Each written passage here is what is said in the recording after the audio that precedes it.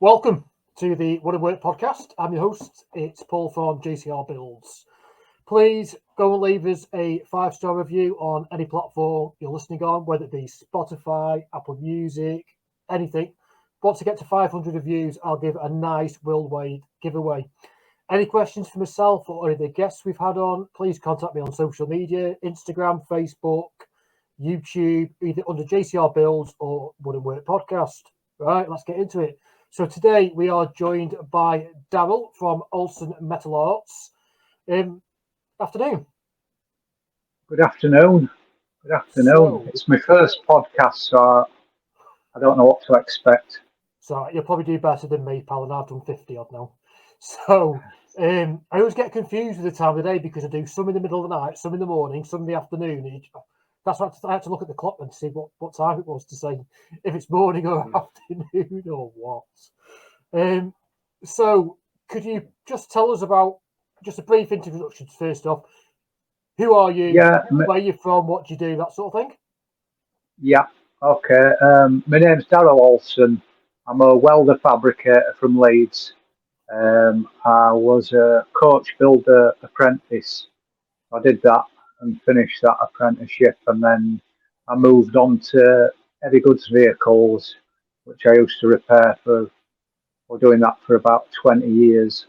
And then I started doing metal art about 8 years ago, and then it turned into a full-time job. So I've been doing it full-time for 6 years now, and enjoying it. Better than fixing wagons. So did you just start doing your sort of like little art pieces as just a bit of a hobby almost, if you like, and then as it sort of builds up, Well, you then... I'd got a shed built in my back garden with the ambition of making gates and fences and that kind of thing. But then when I got my MIG welder, my wife said, "Could you make a junkyard art dog for garden, one that nods its head and wags its tail?" So I did that, and then it's gone on from there. Someone said, "Can you make a cat?" So I made a cat, and then it started to build up a little bit. It took a long time to build it up, but it's been a learning curve. So you just sort of Enjoyed. literally you fell into it almost by mistake. Yeah, it was a total accident. So I thought I bought this welder thinking I'll make a gate for our house, a double gate, so if anyone stayed over, I could open gates and they could drive through into the back garden and keep cars off at road. That was my aim. But I needed a shed. I think everyone needs a shed so they can store the gear and just do house maintenance basically. And then it's evolved into a metal art shed now. So I use my welding skills to build my sculptures. Yeah, that's it. Because you sort of like, I've noticed recently you've been doing quite. I mean, I saw a while ago you did like, so you've done like that big collie, which is quite almost. I'd say it was a life-size dog size. Yeah, it was. Yeah, a customer at one at craft fairs said, "Could you make a full-size dog?" I've only done a couple of full-size dogs, so I said yeah, and she said it's a memorial piece. It needs to look like this dog that's passed away. So I got to send a load of pictures. I ended up getting, because I haven't done a sitting down dog. I got a full size picture printed off of the collie dog. So then I could work out the dimensions a bit easier, and I painted it up exactly the same. And when customer saw it, she recognised it as the dog, and it had two different coloured eyes. So I did that. Did all markings the same, and she messaged I made that about 4 years ago, and she messaged the other week and said I've got some cutlery, so I'm still in the thoughts sort of thing. So she sent some cutlery through post for me to make something out of. Yeah, I say because I've noticed recently as well. You've done quite a lot of cutlery pieces. I mean, I recently bought a piece off you for a Christmas present from my mother, like, and you sort of like you've done several bits, like you've done the birds and the lizards and these sort of things. And like with the birds, you're using like the forks and the spoons. and you sort of lay them up almost, don't you? And you're giving that sort of giving it a bit of depth and dimension. And I've been over the last 7 or 8 years. I've been trying to perfect this style of a bird, and I've got it. As I've got. I'm happy with how they're coming out now. But I always go back to making birds. If in doubt, make a bird. That's my motto. If I don't know what I'm doing, I'll think just make a bird and make it the best bird you've ever made. Because they're made out of stainless, so is that TIG welding, isn't it? Is it stainless TIG? Yeah, I always used to MIG weld in my previous jobs, and that it was MIG welding and fabricating with the MIG. But, like steel only, isn't it? MIG welding. No, you can do aluminium, stainless, mild steel. You can even weld copper with it if you've got the right gear to do it. But then I used to play all about all spatter where sparks fly off. Yeah. And with stainless, it's a lot hotter than mild steel. So when it lands, it burns in and it takes up a lot of time cleaning it off and getting it back to a decent finish. So somebody on Instagram reached out and said, I've got a second-hand TIG welder if you want to buy it off me. So I went and saw Stuart, this guy, White Rose Fabrication, and he set me up with this. It was a really basic TIG welder, but I'm glad it was so basic, because then I learned with that. And then since then, I've got sponsored by ESAB. They've sent me a machine that does MIG, TIG, and stick all in one machine. So I'm still learning TIG welding, but I'm getting better with it. I watch a lot of YouTube videos and get tips off of people on. It's meant to be quite a lot hot. But years and years ago, I mean, I did a little bit of welding with a MIG welder, because originally I was a mechanic by trade. So I used to do race cars and what have you. So I'd weld up the panels and what have you. And, it doesn't have to. The good thing is with the race car, it doesn't have to be pretty. All you need to do is get it back on the track. It doesn't matter. Make it solid. Just make it solid. Pop it back up, paint it. Be really. As long as it looks all right from trackside, it's all right. But yeah, I always find. I mean, that's hard enough. I used to burn through quite easy with MIG if you don't move it quick enough from circling. I mean, MIG's meant to be one of the. I mean, obviously, correct me if I'm wrong, because I'm just going off what I remember. But MIG's meant to be like the easier form of welding. I find it quite easy. Yeah. And then TIG welding is a lot more specialised and into. It's there's a lot more things can go wrong with TIG, and if you don't know what's going wrong at the time, it gets very frustrating because you don't know how to correct what's going wrong. When I first started, I found it really hard. I got a few tips off of friends and that. It's setting the machine up, having your tungsten sharpened at right angle. You even have to sharpen them in a certain way. How I sharpen them is I put them in a cordless drill. I have a belt sander, and you have the belt sander running towards you, and you hold the cordless drill, pull the trigger so it's spinning, and the grind lines go down the point rather than round the point, because that sends you I see what you mean about the grain direction, because obviously the grit is going to leave, even though it might be minute, it's going to leave to a point. It's always going to leave that sort of scratch or grain into something. They call it like spiral grinding. If you get it wrong, your art can jump all over the place, and you want it. You need to give yourself a fighting chance. So you sharpen your tungsten right. You look up what material you're going to use. Like my materials, I might be welding 1/2 mil stainless to 3 mil mild steel on some of my pieces. So I do abstract welding. I have settings on the machine that you wouldn't normally use, sort of thing. You mean you wouldn't use them like if you're like with your coach building or that sort of thing? You say you wouldn't use it in that scenario, but because at the end of the day, it's a piece of art. It's not really holding.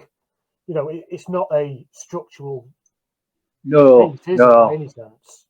no. I don't have to X-ray out. Not anymore. But I have these little cards that sorry about that.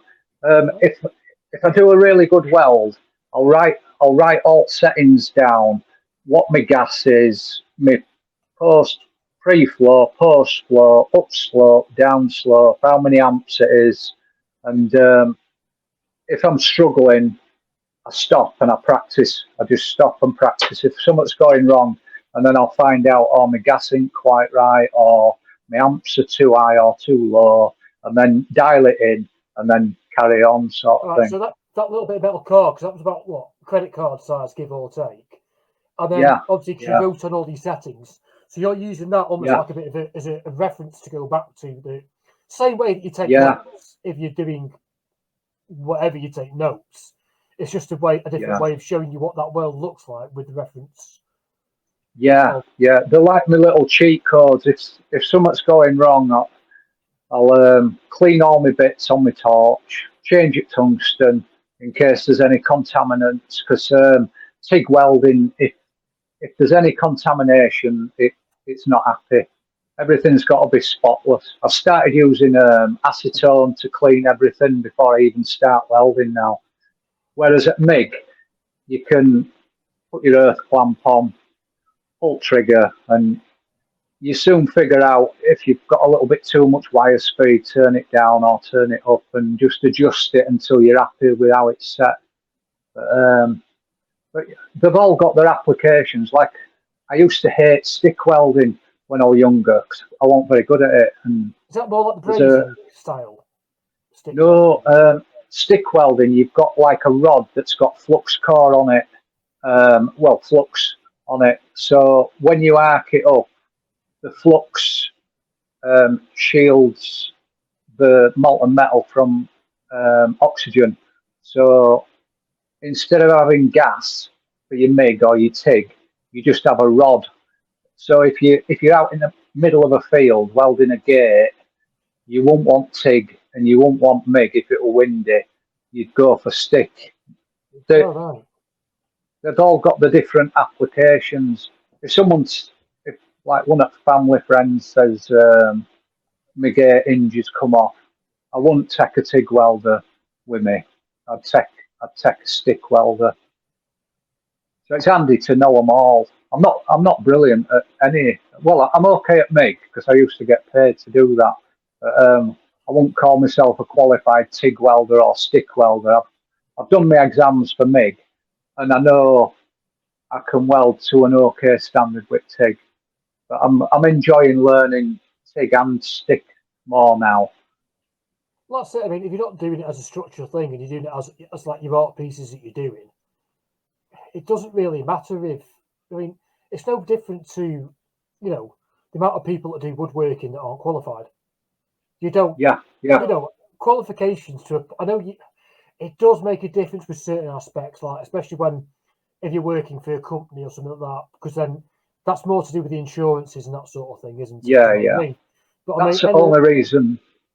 It's the end of the only day, reason they used to test us, not MIG, because it were insurance. That was the only reason they yeah, used to test us, because a cover bit of paper themselves. doesn't tell you really that just because you know what you're doing doesn't mean you're any good, does it? Just by because No, it's the same with you get, any trade. That is, do you know what I mean? Isn't it? yeah, You've got yeah, you lads that got get qualifications.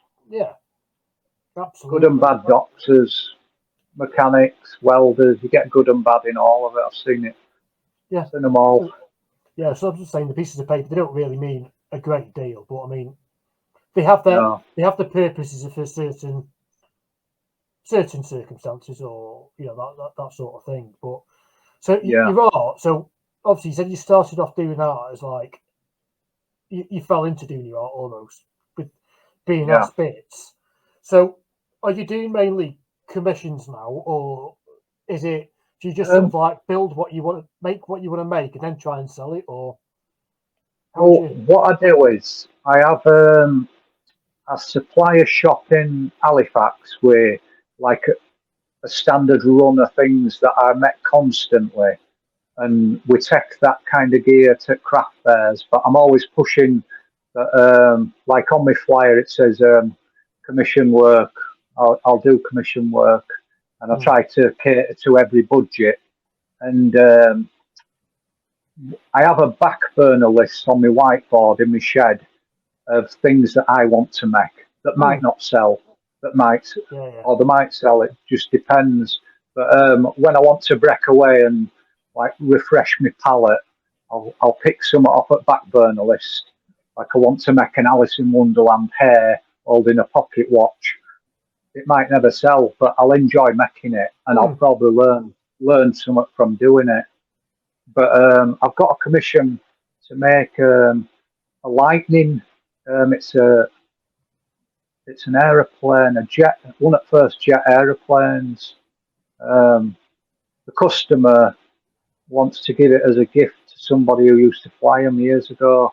And I haven't made an aeroplane before, so I'll be doing a bit of research, watching a few YouTubes, do some screenshots of images, get them all around my shed, and then start getting potential parts out that'll work for wings and body, and then work from that. So is it just scrap you're using then? Because obviously you just said then that you're going to have a look around and see what parts you can use to make the wings or the fuselage or whatever. So you're not fabricating any pieces, you're literally just using scrap, are you? Yeah, well, what I do with the wings is get somewhat like a catering tray that's made out of stainless steel, make a little cardboard pattern of it, and draw around it, cut it out, shape it, and then weld it together. Oh, so you are using scrap and then you're repurposing. Yeah, scrap. yeah. So you're not buying you're not going to go out and buy a 3 foot by 2 foot sheet of mild steel or whatever, and then use that. You're literally using scrap and then repurposing. Pretty much, form. Yeah. If I'm struggling and I really need something brand new, I've got friends that I can say, "Can you order me that?" If they've got like metalworking businesses, so I can say, like when I wanted to make a welding bench, I couldn't have made it out of scrap at all. So I said to my mate, order me 4 meters of 60 by 60 box section. I'll come to your shop, I'll use your bandsaw, I'll do all cuts, then I'll bring it back home, I'll weld it all together and use it. So I've got people I can go to if I need to, but most of the stuff I use. A workbench is different. I mean, buying steel for making a workbench isn't the same as buying steel for a project that you're making, because they're two different things. Entirely, they are 100%. Yeah, if somebody said I need something big making, and they said I want it all brand new stainless, whatever, then I'd order one of my friends, I think. But normally, my dad, he goes round all charity shops and if it's stainless, he buys it, and I'm struggling to store it at the minute. I've told him to calm down with some of the stuff, because he's like a magpie in charity shops. He just buys it all, but he knows what to look for now. So he's a good finder. So at least that's a nice supply. Yeah, and that's his way of kind of supporting me. He goes out of his way to get all sorts of stuff. Got an abundance of gravy boats at the minute, so I'm going to be making owls out of gravy boats next. Ah, yeah. I suppose that's it. If you get a lot of a particular item, as you say, like gravy boats, you can sort of like then think, what can it? Because I suppose that that makes like the body straight away, doesn't it? You can use it myself straight away to a point. So at least then you can suppose if you've got 10 of something, you think, oh, I can. Yeah.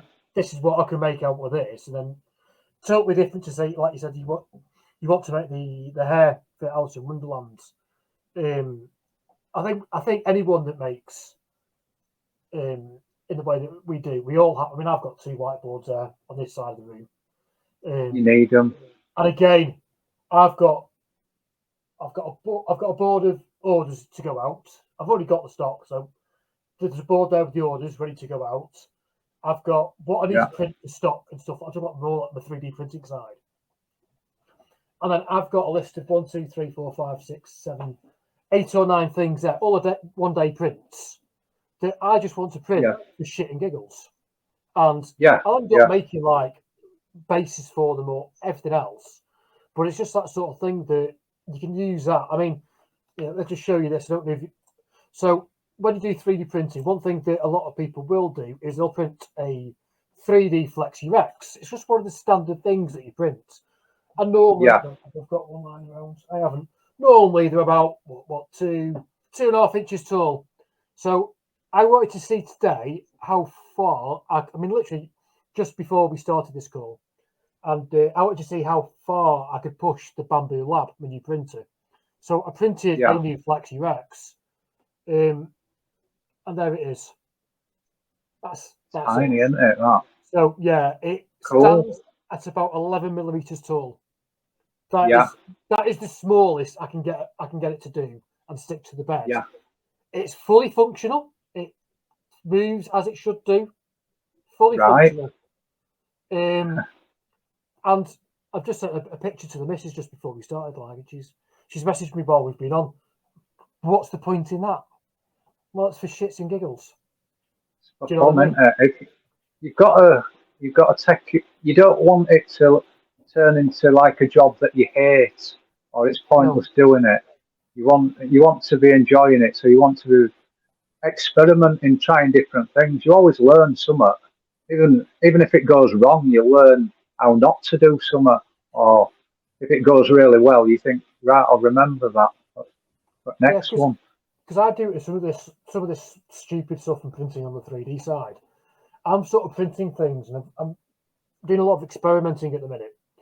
And it's all about, for me, it's like I do something, and then it's like, all right, I might be able to utilize this in another way. And then from that, you take it into something else.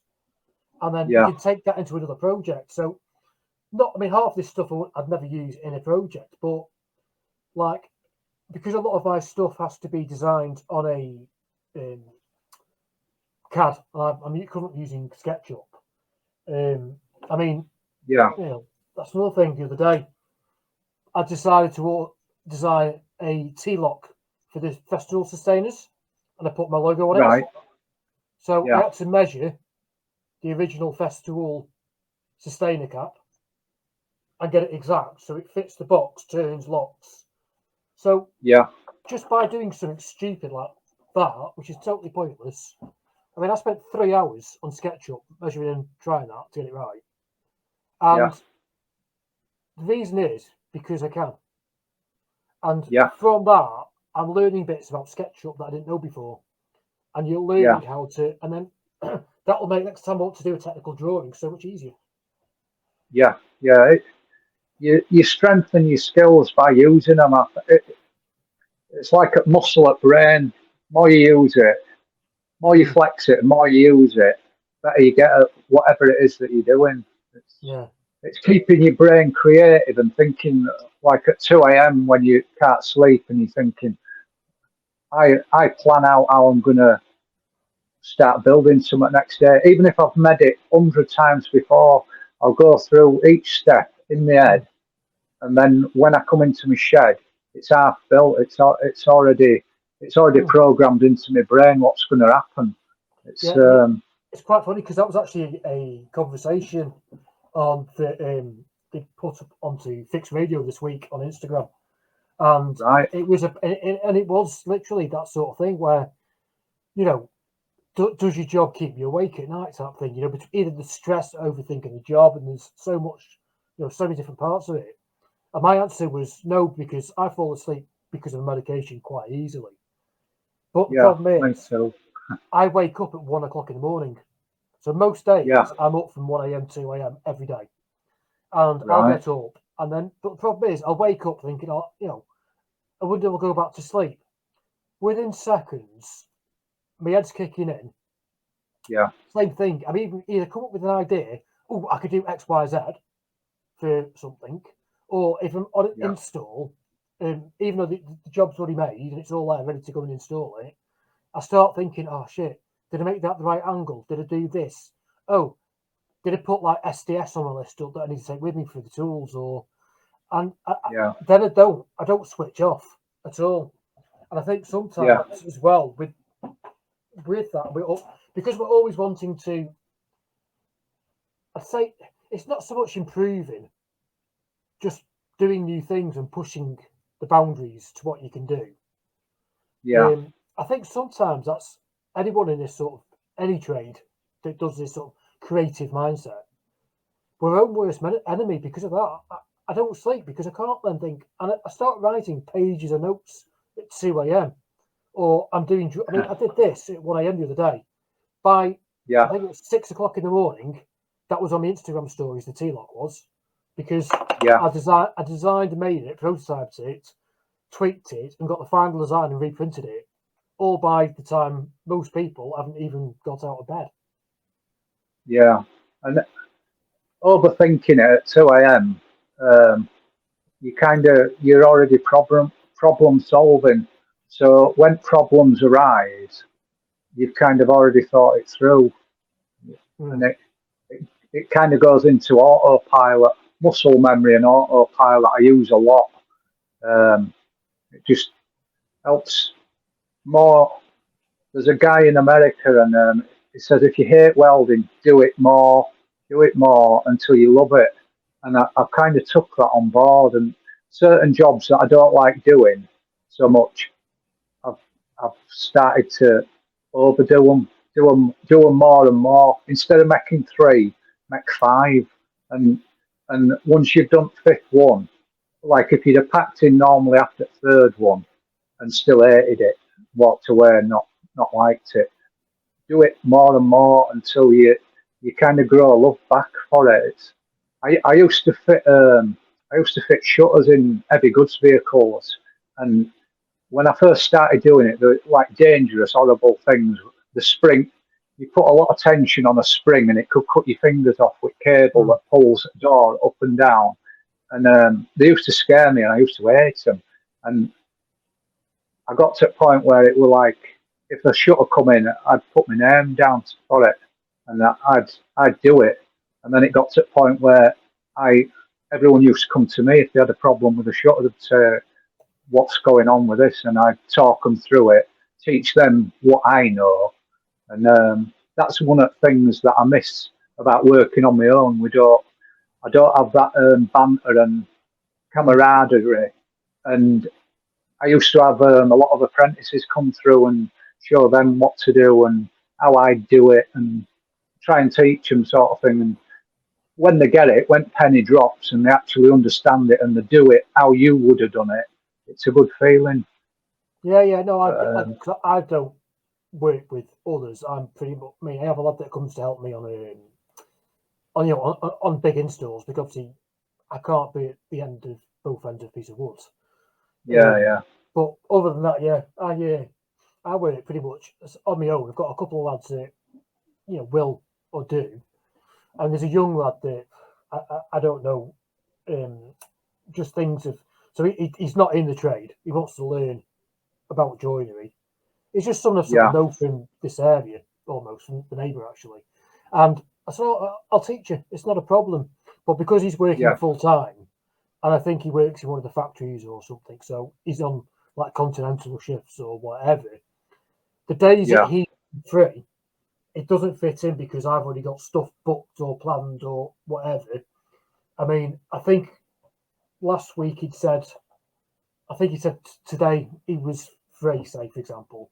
I think he said Tuesday he was free. But I've already been out to a client this morning. Well, you can see the cameras in the background. I was filming at 6 yeah, till 8 a.m. I had a physio appointment, and then I've been out to a client to drop off some stuff, some furniture I've just sprayed. And then yeah, obviously, that's why I booked this because I knew the day was pretty much flitting about. But yeah, it's always hard that, yeah. I think also, though, unfortunately, a lot of the younger lads now, and this comes up quite a bit, they haven't got the same interest in wanting to learn. No, Type thing. no. I think you've got to have a bit of a passion for it. You've got to be interested. It's got to be in your genes sometimes to Mm. want to do it. Yeah, But, because I had a young lad that I helped a while ago. Just met him on one of the Facebook groups on his, I think it was the Darrell one. He just wanted a bit. He just needed to get that last bit of information for his portfolio that he couldn't get from his company. I was like, yeah, I've got your bit for you, mate. You can come and, And the lad got. So I'd pick him up on the way through from town. Yeah. But I used to get like 2 trains to get into city centre so I could pick him up on the way to the job and drop him off. And he was good. I mean, he ended up taking time off his job on a regular basis to come and work for me. To learn. Yeah. To learn. And he's only a young lad still. I think he's just nearly qualified. But it's one of them, like, shit, give it 10 years, he'll be better than me. He's got that. He's really good. And but unfortunately, he's few and far between still, I think. Yeah, if you've got that drive to do that, like I used to get 2 buses to my college to learn. I were on we'd do like a 6-week block and then do like a day release for college while I were doing my apprenticeship in coach building. So we'd do a bit of woodwork, a bit of metal work. We had to learn about trimming, fiberglass. So we learned a bit of all sorts, and then you got to pick where your strength or where you wanted to be in whichever department. Because we used to get a bus, we'd just get the chassis, an engine, gearbox, steering wheel, and then we'd build a bus onto that. So everything was made in house. So there were a lot of skilled people when I were a coach builder. And they kind of instilled it into you that to try your hardest. Don't do stuff half-assed. Do it if you're going to do it. Do it. If you're going to do it half-assed, don't even do it. Do it properly or fuck off. Yeah, do it right or don't do it. And it was as simple as that. And then that kind of made you strive to improve until you got to a level where you thought, I can't improve anymore, and then they'd move you into a different department. So for 3 months you might be laying wooden floors in a coach, in a bus, and then doing under drawings like at ceiling just out of 3mm ply and cutting sunroofs out and all that.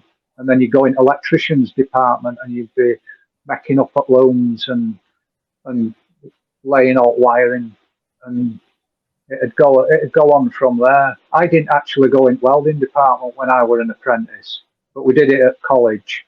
And then it was only later on when I got into heavy goods that I got into MIG welding and then structural stuff. And then it went on from there. It's quite ironic, isn't it? You sort of you fell into it then. Yeah. But I enjoyed building stuff and trying to get a decent product. But I used to end up in jobs where bosses would be like, we want you to cut all these corners, make it just about legal. And I used to say, I'm either doing it properly or I'm not doing it. I won't.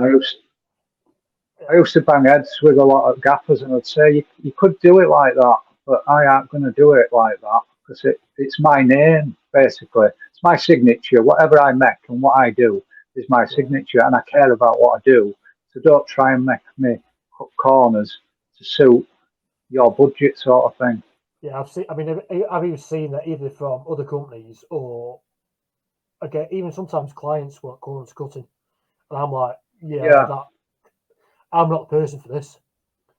I'm not saying that none of us never cut corners or anything like that, because there are corners that can be cut to a point on certain. Yeah. But when it comes to safety, as in, could this thing fail and potentially harm or kill someone or anything like that? I'd be like, I'm not doing that, because that's what's going to come back and bite me. And it's not just the legality side of it. If you didn't put a staircase, it's having a pride.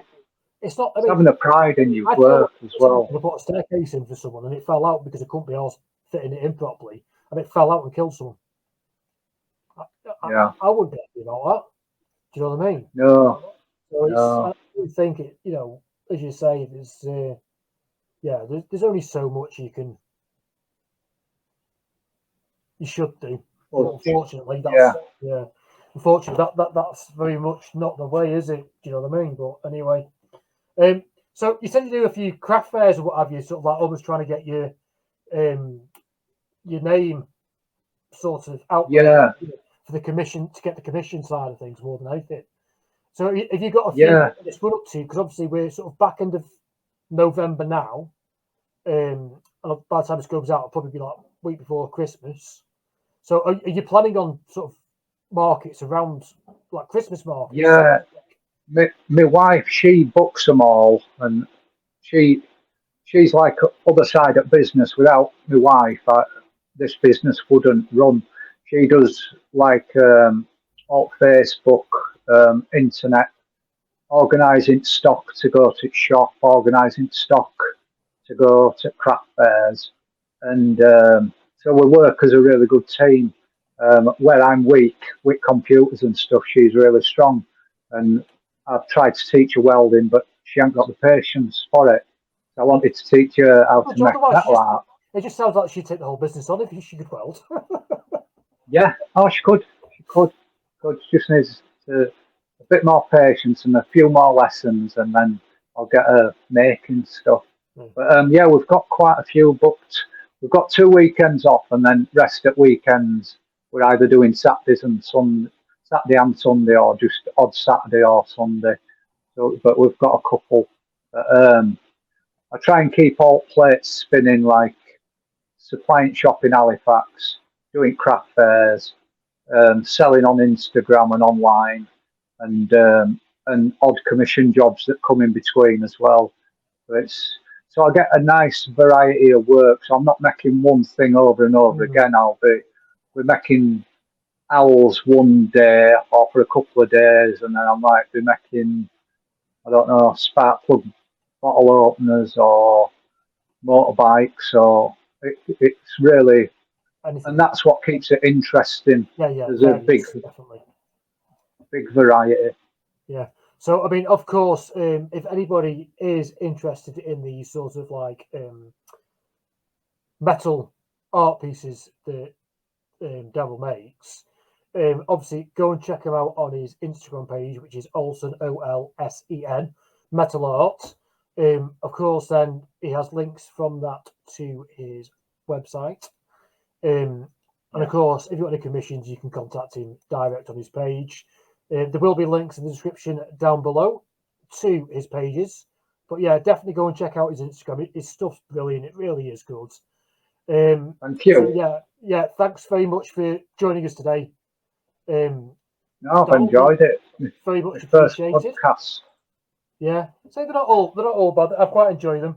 They're just a nice way of networking and speaking to people that you wouldn't normally speak to if it wasn't for this sort of platform. So as normal people. Go on. Sorry. I listen to a lot of podcasts, but this is my first one, and I think getting out of your comfort zone and doing things that you haven't done before, I think it helps you. You grow with it. Yeah. But I've enjoyed this. It's been good. Cool. Okay, everyone. Please don't forget to only leave me a 5-star review down on Spotify, Apple Podcasts, where else it is you are listening. And again, you can contact us on social media. Okay, we'll see you all next week.